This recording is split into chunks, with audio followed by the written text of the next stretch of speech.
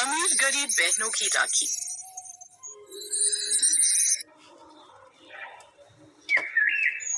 नहीं मम्मी, मैं तो सबसे पहले डॉली से राखी बंधवाऊंगा, जिससे मेरा भविष्य उज्जवल होगा और इसी की तरह सुंदर भी होगा।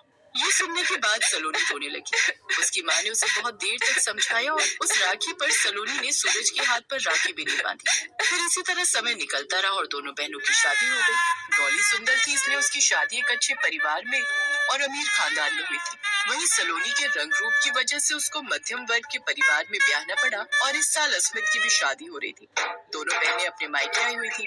देखो तो मेरी दोनों बेटियां कितनी सुंदर लग रही हैं। ये लो चावल का थाल लो और दोनों बहनें अश्मित के पीछे पीछे चलते हुए इसे अश्मित के ऊपर डालना। अश्मित घोड़ी पर बैठा हुआ था, तभी वो सलोनी को इशारे से चावल डालने के लिए मना कर देता है। तुम ऐसे काम क्यों करती हो सलोनी? तुम्हें पता है ना कि भैया को ये बिल्कुल भी पसंद नहीं है कि जब भी कोई उसके भविष्य से जुड़ी हुई बात हो और तुम उसमें टांग अड़ा दो। ये तो रस्म थी, मम्मी ने कहा, इसलिए मैं ये करने के लिए आ गई थी। अगर तुम्हें अच्छा नहीं लग रहा है तो मैं नहीं करूंगी। हाँ, स्मित नाराज हो गया तो तुम मत करो। फिर उस पूरी शादी में सलोनी अपने आप को औरों से पीछे ही रखने लगी। शादी धूमधाम से हो गई। उसकी भाभी भावना घर आ गई। भावना भी डॉली की तरह बहुत सुंदर थी और अश्मित तो अपनी किस्मत पर नाज कर रहा था कि उसे इतनी सुंदर पत्नी मिली है। बारी बारी से सभी लोग भावना को मुंह दिखाई दे रहे थे। जब सलोनी की बारी आई, उसने भी अपनी भाभी का घूंघट ऊपर किया तो भावना एकदम से डर गई। घबराइए मत, मैं आपकी छोटी ननद हूँ। सचमुच में मेरी भाभी तो बहुत सुंदर है। ये नेक मेरी तरफ से भाभी आपके लिए। Thank you. फिर वो जल्दी से घूंघट डाल देती है। जब डॉली भावना का घूंघट उठाती है तो भावना उससे खूब बातें करती है। फिर दोनों बहनें अपने अपने घर चली जाती हैं। 1 महीने बाद ही राखी का त्योहार था। डॉली बड़े अरमानों से राखी का इंतजार कर रही थी और उधर सलोनी भी इंतजार कर रही थी कि इस बार तो वो अपनी भाभी को भी राखी बांधेगी। बाजार में वो सबसे सुंदर राखी अपनी भाभी के लिए पसंद करती है और एक प्यारी सी राखी अपने भाई के लिए। दोनों बहनें थोड़ी ही समय के अंतराल में राखी के दिन अपने घर पहुंच जाती हैं। बहू, आज तुम्हारी पहली राखी है। माँ, डॉली से कहना पहले वही राखी बांधेगी। क्या अश्मित, मुझे नहीं पता कि सबसे पहले तू मेरे हाथों से ही राखी बंधवाएगा? फिर डॉली पहले टीका करती है और उन्हें राखी बांधती है। उसके बाद वो अपने भैया भाभी को भी मिठाई खिलाती है और फिर सलोनी की बारी आती है। वो भी अपने भैया भाभी को टीका लगाकर जैसे ही राखी बांधकर मिठाई खिलाने लगती है। अब मैं मिठाई बाद में खा लूंगी। हाँ। फिर थोड़ी देर बाद सभी लोग खाना खाने लगते हैं। तभी सलोनी की नजर भावना के हाथ पर जाती है, जहाँ पर सिर्फ डॉली की राखी बंधी हुई थी और उसने सलोनी की राखी को खोल दिया था। और ये देखकर सलोनी को बहुत दुख हुआ, लेकिन उसने कुछ नहीं कहा। जाते समय भावना ने डॉली को एक सुंदर सी साड़ी दी। वहीं उसने सलोनी के हाथ में पैसे रख दिए। माफ करना दीदी, मुझे आपके रंग के ऊपर कोई कपड़ा समझ में नहीं आया। फिर बाद में मैंने सोचा कि मैं पैसे ही दे देती हूँ, आप अपनी पसंद की ले लेना। उस रोज सलोनी को राखी का त्योहार बिल्कुल भी अच्छा नहीं लगा। वो अपने आप को घर में बिल्कुल अलग अलग महसूस कर रही थी। उसके बाद सलोनी ने अपने मायके जाना बहुत ही कम कर दिया। उधर भावना और डॉली फोन पर घंटों बातें करती रहती, लेकिन सलोनी के पास उनमें से कोई भी फोन नहीं करता। और देखते ही देखते 1 साल बीत जाता है।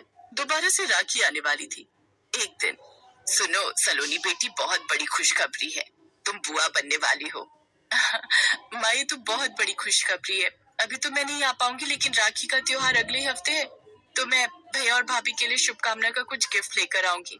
हाँ हाँ बेटा, क्यों नहीं, बहुत बड़ी खुशखबरी है। चलो तुम अपना काम कर लो, मैं डॉली को भी बता देती हूँ। और ये सुनने के बाद सलोनी बहुत खुश हो जाती है। वो सोच में पड़ जाती है कि आखिर वो इस बार राखी पर अपने भाई और भाभी को खुशखबरी के लिए क्या गिफ्ट दे। उसको इतना खुश देखकर उसका पति उसके पास आकर कहता है, क्या बात है, आज बड़ी खुश लग रही हो। मैं बुआ जो बनने वाली हूँ। अरे ये तो बड़ी अच्छी खुशखबरी सुनाई तुमने। सुनो, एक काम करना, गुड लक के लिए कोई अच्छा सा तोहफा लेकर जाना। मैं भी यही सोच रही थी। एक काम करती हूँ, मैं डॉली को फोन करती हूँ, उसके पास काफी आइडियाज होंगे। थोड़ी देर बाद सलोनी डॉली को फोन कर देती है। कैसी हो डॉली? मुझे तुमसे पूछना था कि भैया और भाभी के लिए गुड लक में मैं क्या लेकर जाऊँ। अच्छा, तुम उस गुड लक की बात कर रही हो। वो मम्मी ने तुम्हें बताया नहीं, लेकिन मैं तुम्हें बता देती हूँ। भाभी ने कहा है कि मैं तुम्हें बता दूं कि तुम 9 महीने तक घर मत जाना, जब तक उनके यहाँ बच्चा नहीं हो जाता। भाभी कह रही थी कि बच्चे पर सलोनी का रंग आ गया तो ये क्या बेवकूफी भरी बातें हैं। और तुम भी उनका साथ दे रही हो। क्या मैं तुम्हारी बहन नहीं हूँ या मैं अश्मित की बहन नहीं हूँ? बचपन से आज तक तुम लोगों ने मेरे साथ हमेशा भेदभाव किया है। क्या रंग रूप इतना मायने रखता है? तुम दोनों सुंदर हो, लेकिन मैं हमेशा तुम लोगों से पढ़ाई में आगे रही। तुम लोगों ने उस चीज को कभी क्यों नहीं देखा? तुमने वो कहावत नहीं सुनी, जो अच्छा दिखता है वही बिकता है, और मैंने तो तुम्हें ऐसा कुछ एहसास नहीं करवाया। लेकिन अब भाई की सोच तो उसकी है ना, सोच।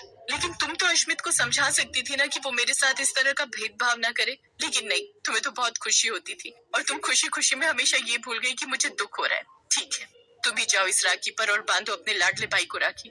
मैं नहीं आने वाली उस घर में अब। राखी पर डॉली बहुत सुंदर राखी लेकर जाती है और गुड लक भी लेकर जाती है। Thank you so much. मैं चाहूंगी कि मेरा होने वाला बच्चा तुम्हारी या मेरी तरह ही खूबसूरत हो। क्यों नहीं होगा, ये हमेशा से मेरे लिए लकी रही है। Thank you so much. मैं चाहूंगी कि तुम्हारी मुराद पूरी हो जाए। अरे तुम दोनों आपस में ही बातें करते रहोगे या सलोनी को फोन लगाकर पूछोगे कि वो भी कब तक आ रही है? वो नहीं आएंगी। अरे त्योहार पर नहीं आएगी, भला ऐसे कैसे हो सकता है? मैं अभी उसे फोन लगाती हूँ। जब उसकी मम्मी सलोनी को फोन लगाती है, माँ मैं नहीं आऊंगी। भाभी ने डॉली से कहा है कि अगर मैं राखी पर आई तो उनका बेटा या बेटी जो भी होगा वो मेरी तरह काला ना हो जाए।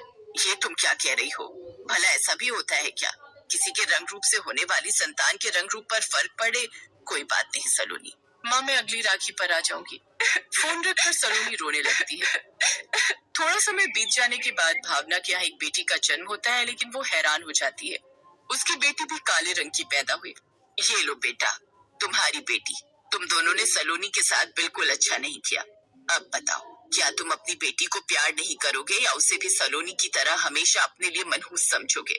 मुझे माफ कर दो माँ, मुझसे गलती हो गई। सचमुच में मैंने सलोनी का दिल दुखाया है, इसीलिए भगवान ने शायद मुझे यही एहसास दिलवाने के लिए ऐसा किया है।